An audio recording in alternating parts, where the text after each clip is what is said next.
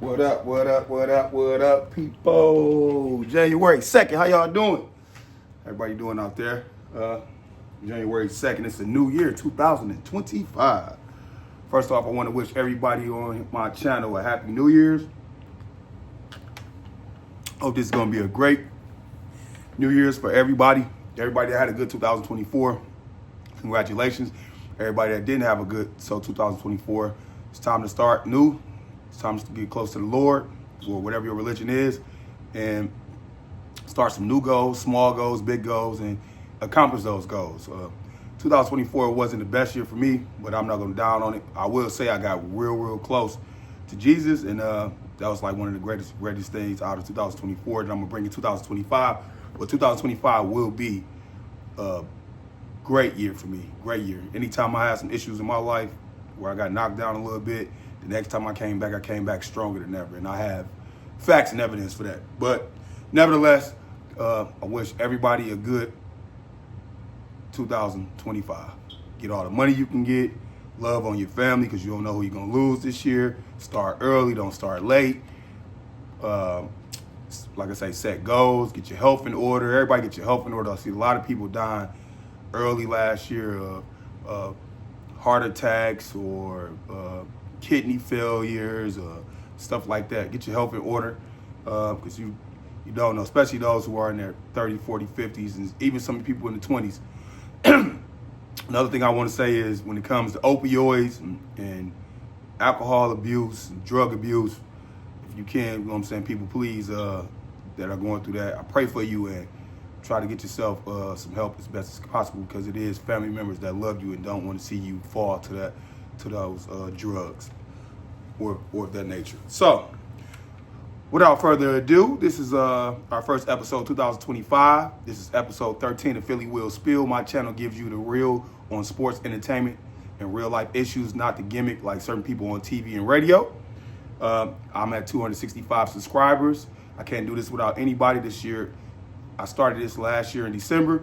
Now I got a whole year, and I want to take this to the heights that I don't even know I can take it to. January 6th, my whole setup will be set up. Lights, camera, action, sound cards, backdrops, chairs, you name it.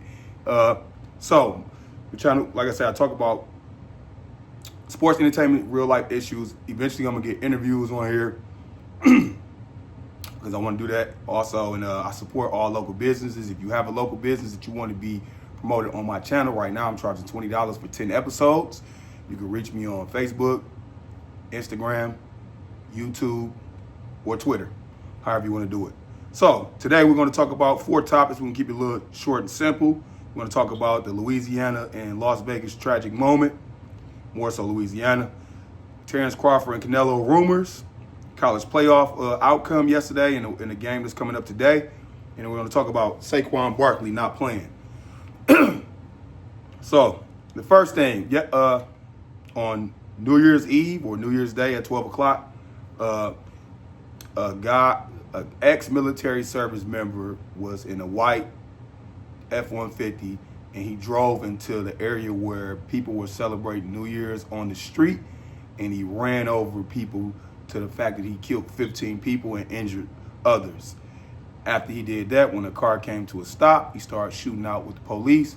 The police ended up killing the person, and it was just sad.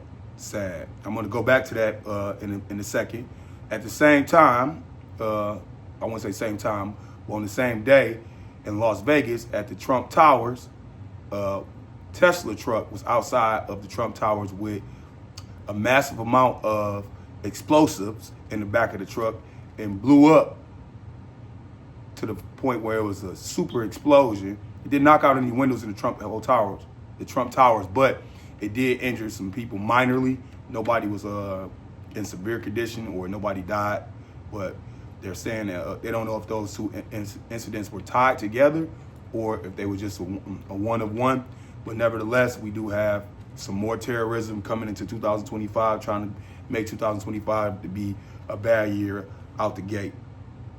So this going back to Louisiana, like I said, it's a white truck, and on the back of the truck, the guy had an ISIS flag. They said driving to the event, he was talking about killing people in the name of ISIS and uh, things of that sick nature. I'm not bringing his name up because I don't like to glorify people that do things like this. It's not about them. It's about the people that was hurt severely, the people that lost family members, mothers, aunties, sisters, fathers, uncles, brothers, granddads, and grandmothers, whoever they was. It's about them. So I'm going to take a moment of silence, and then I'll give my spiel on this.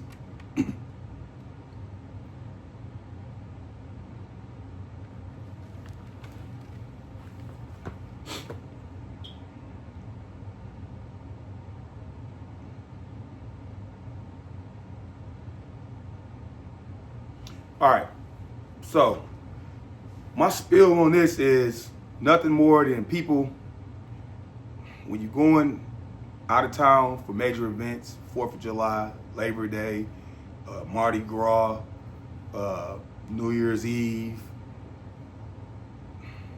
watch out for your surroundings, kind of look, you know what I'm saying, check on your safety. I know you're there to celebrate and have a good vacation, but sometimes you have to watch out. I also want to say to people that you never know, because you can't plan for this. That's the number one thing. You can't plan for this. Nobody wants to plan for this. And if you could, you wouldn't just go on a trip if you knew it was coming. So what I would say to people is, if you got family members that you not talking to, or you are talking to, love each other, because you just don't know when your day is your day. And even for some sick stuff like that, that's sick. We got to sit here and watch our shoulders, our safety in our lives and our family lives when we go out of town, because sick individuals are trying to do harm to us. Now, this person was an ex-military service member, and he had that an Arabic background, we'll say that, and it makes me like kind of baffled. Like, did he get into the military just to serve, to get knowledge, to bring one of these acts out, or was he just converted later on in his life? But nevertheless, it's just sick. It's sick. Bottom line, it's sick. Everyone, please love your family members. Get back close to family members you're not close with. Protect yourself when you're on these trips, and understand that life is very, very valuable, and sometimes it's short, and sometimes it gets taken away from you, and it's not health issues or passing away in your sleep. You just never know. You never know. You never know. I'm glad nobody got hurt in Vegas, other than minor, I guess we'll say cuts, scrapes, and bruises. But it was sick. This guy, like I said, he had an ISIS flag. He had IEDs that they had to detonate in the back of the truck. It's still under investigation, so we don't know a lot. We don't know as much as we should know, but it's just one of those things where, like, value life. That's my spiel. Value life, value your family members, and when you go on these trips, watch yourself. Another thing that I was kind of like upset with is the fact that they didn't have barricades. And when I listened to it, the lady said the barricades wasn't ready or something like that. What do you mean they weren't ready? You have civilians celebrating a national holiday, and their safety and security is not important. Then I guess making money, because it wasn't a good event. Being that happened, it was a terrible event. This guy ran and plowed over people. And one of the things that could have helped was barricades. Barricades. How do you not have barricades? And even if you don't have the barricades, I've seen how he entered. Why wasn't it police cars blocking that? Down here in Michigan, when they have events, they have the little barricade. They have the big barricades. They might have the little do not enter barricades with police cars in front of it. So you can't enter in it. So Louisiana, come on now. We got to step our game up when we plan major events on safety and security. But that's that topic. Second topic. Woo! Terrence Crawford and Canelo Alvarez. Right now, it's rumors. 2 days ago, it picked up a lot of traction. It was going viral on the internet, social media. But where there's smoke, there's fire. And they're saying the Turkish guy who's taking over boxing, he now has top rank up under his promotion company. Only people left is PBC. And I like what he's doing, because he's making fighters not duck and run over and over and over again. It's actually putting on a lot of heat on Gervonta Davis. I think, this is what I think, because the Lamont Roach fight is not picking up traction.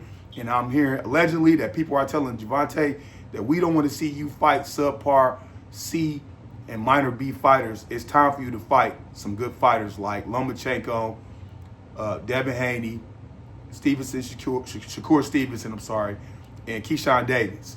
So the Turkish guy, I call him the genie.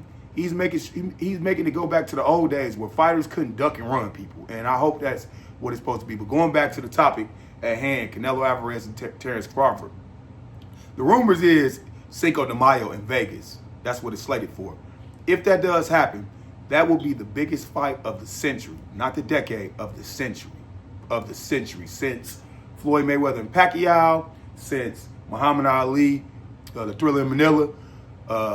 It's going to be one of the biggest fights of all time. Who I will give the fight to, I'll probably give it to Canelo Alvarez. We don't have, like I said, it's a rumor. So if it does happen, I'm thinking that Crawford's going to have to come up. Crawford came up in his last fight, and if you've seen his last fight, they put a great show on that fight. The genie, I call him the genie. He didn't look so good with his power. He still could counter. He still could fight both styles. He still could do all that, but his power didn't carry. And if he has to come up to fight Canelo, which I'm pretty sure that's what it's going to be, they're saying it's a major, massive purse for both of them. I'm going to give it to Canelo because Canelo doesn't have to drop down in weight, and Canelo is going to be able to – he's been fighting in that weight class. Not saying Terrence can't beat him, but I just didn't see his power carry over in the last fight, moving up in weight, and I think Canelo would get him. If Terrence Crawford win, would that surprise me? Absolutely not. Terrence Crawford record is his record. That guy's astronomical. He's great. Going Hall of Fame. Took a lot of belts. Undisputed champ. So I'm not taking anything from him. I'm not saying he can't be Canelo. I just said I don't like the way his power carried when he moved up in the last fight last year. So, but if that fight does happen, I'm going to try to, if I can't get in, to try to get down there to Vegas because that's going to be the biggest fight in the century. It's going to be the biggest fight since Pacquiao and Mayweather. So that's my spiel on that. I hope it happens. If we get any more facts and evidence on actual date and lock-in, I will come back with you guys with more. I'm going to be looking out for that. I'm also following up on this Gervonta Davis and Lamont Roach. As of now, I'm still hearing cancel, allegedly. And then, we got the Conor McGregor and the Jake Paul coming up, where they're supposed to get $250 million apiece. If they're supposed to get $250 million apiece, what do you think Terrence Crawford and Canelo gonna get? I can't wait. This could be boxing's best year. If Gervonta fight Haney, Shakur, Lomachenko, or Keyshawn, Crawford fight Canelo, then you got the gimmick fight Jake Paul and Conor McGregor. This could be the biggest year in the last 2 decades for boxing, by far. Just those 3 fights alone. That's my spill on that. All right, college playoff yesterday. The outcome: Penn State beat Boise State. This is New Year's Eve, actually. Beat Boise State 31-14. Ashton Jeanty had 30 carries for 140 yards. It wasn't 140 yards because he would have broke the record. This is wrong. It was 104 yards. He did not break Barry Sanders' record. Boise State really couldn't do anything. My spiel on that is you see what we're going to get when we watch the college playoff when you have these lower level college teams, the tier 2 teams, playing these tier 1 teams, and the offensive line couldn't block. The D-line was back there before Ashton. Those 30 carries, 15 of those carries, the D-line either met Jeanty at the line or was back behind the line already tackling him. It looked crazy. It looked crazy. The quarterback did pass. Madison did pass for some yards, and I think a touchdown or 2, but it was just too much. Penn State was just too much for them. So look forward to when you see these college playoffs and they let these certain divisions have to have a team to host to be in competition with the Big Ten and the SEC, your Pac-12, your ACC, and things of that nature. Be looking forward for it. Sometimes those games are not going to be as good. Sometimes you might get Cinderella moments where the other team knocks the other team off. The next game I'm about to get into, it almost happened. So overall, Ashton Jeanty had a great career. He's a first-round draft pick. He's going to declare for the draft. He should declare for the draft. And I applaud that young guy for being a stellar model college playoff student and athlete. He wasn't in any drama of that nature. He wasn't a diva. He was a team player, and he was a model student athlete as well. All right, next game. Texas and Arizona State. Texas beat Arizona State in double overtime, 39-31. Texas got off to an 11-point start in the first quarter. Second quarter, Texas kicked the field goal. Arizona State didn't do anything. Arizona State scored 5 points in the third quarter, and then Arizona put up 16 to Texas 7, and they went into overtime. Before it went into overtime, there was a controversy call of targeting from Texas player hitting Arizona player, and it was targeting. It was targeting. I don't know who got involved. I don't know who did what.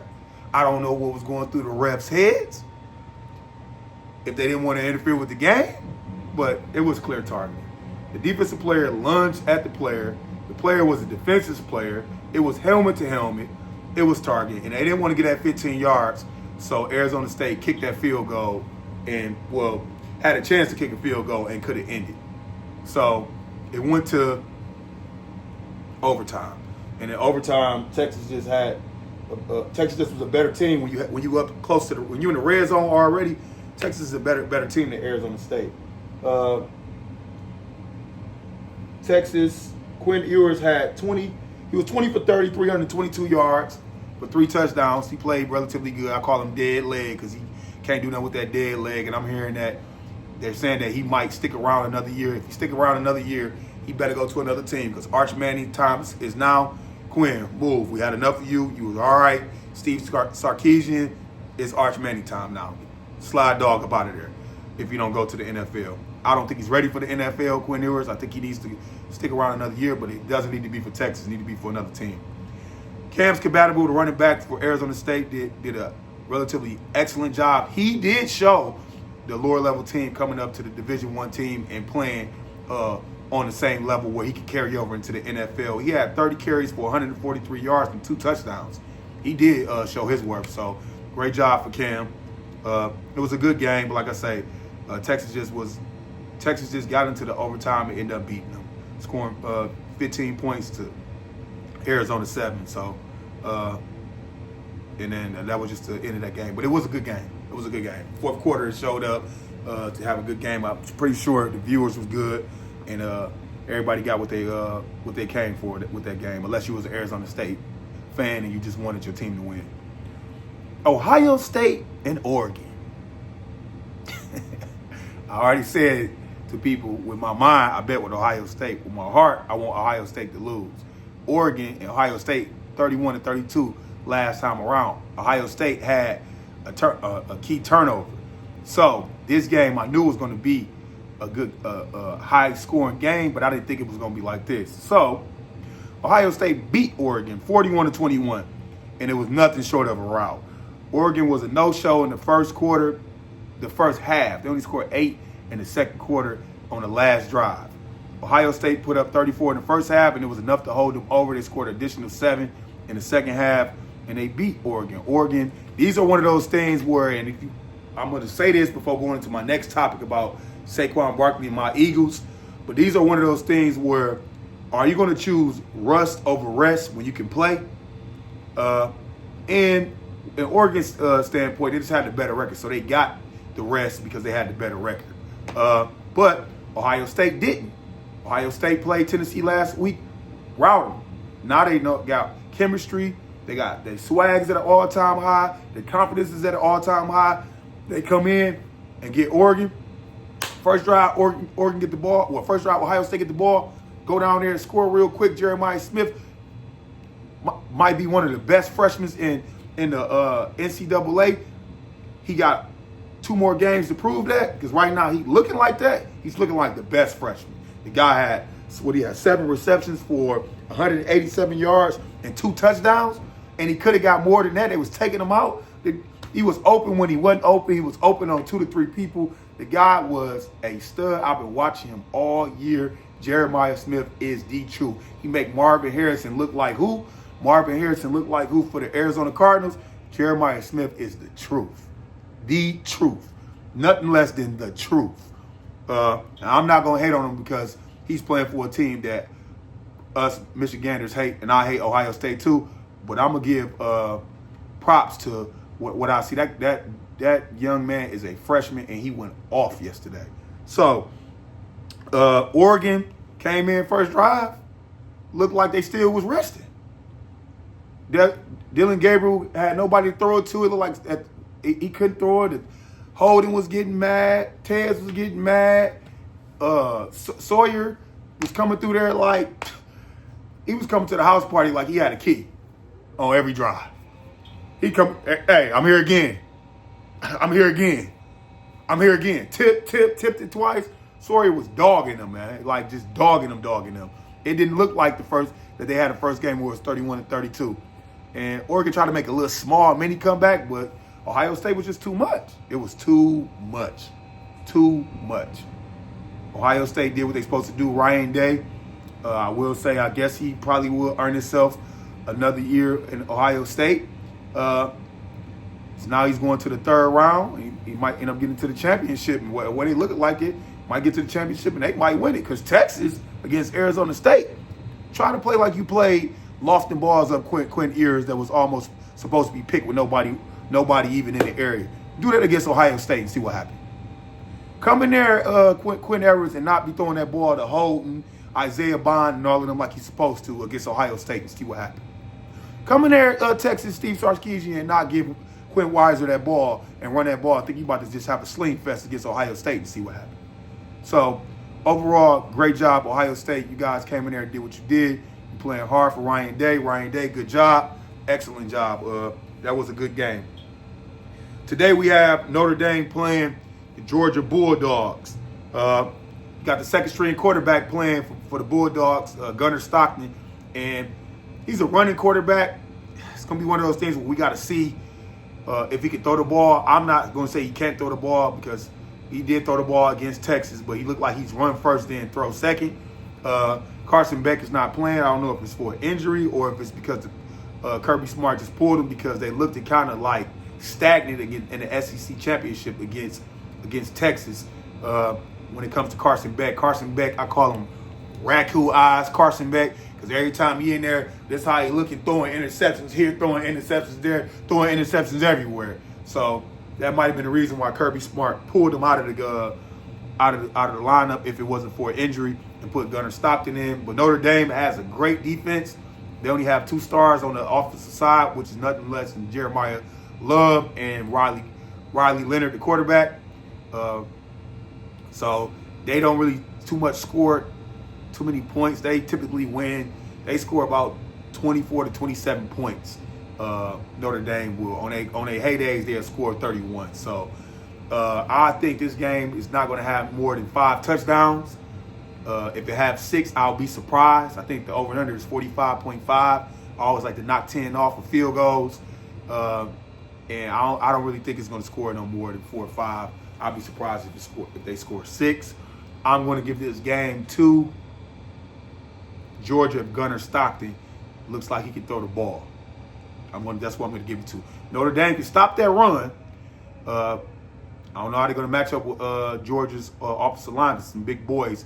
So they can stop the run. They've been known to stop the run. Army, Navy, all these running teams. Notre Dame known to stop that run. But I don't know if they're going to be able to stop Georgia if Gunnar can sling that ball. If Gunnar can't sling that ball, then Notre Dame going to win. Notre Dame defense is all right. It's all right. I give it scale of 1 to 10. I give it a 6.7. So Notre Dame can beat them, but it's another one of those things where if Notre Dame cannot initiate the run with Love and Riley Leonard going to have to sling that ball. That's what it's going to be. What quarterback can throw the ball? What quarterback can convert third downs? That's what it's going to be about. We already know ETN can run. Nate Frazier can run on the Bulldogs. And we know Justice Love can run. Riley Leonard likes to run on the Irish. So, I'm going to give If I had to pick, I'm going to pick the Bulldogs. But it's going to be a close game. That's my spiel on that game. Now, the entree of my topics. I'm through with the appetizers. Saquon Barkley being rested with the starters this Sunday. I got 5 minutes to get this to, but I can go for a long time, y'all. I could go for a real long time. So, Nick Sirianni came out and said he's going to rest the starters. It's bigger than just, I guess, one player. He wants to rest. The team wants to rest. I guess he talked to Lurie, talked to Howie Roseman, some players, and he came out with the decision to rest. Saquon Barkley interview yesterday, 94-1 whip. If you look at it, Saquon is telling you two different things. He's basically telling you he's going to honor what the team wants to do and what the coach wants to do. He's the coach and rest, but he really don't want to rest. You can hear it in that man's tone. It's real low and sad. And I can honestly believe that it's a lot of players in there that wants to break that record, and I can believe it's some players that need some rest. Here's my spiel on this. Resting Saquon Barkley and the starters do not guarantee you a ticket to the Super Bowl. Let me repeat that again.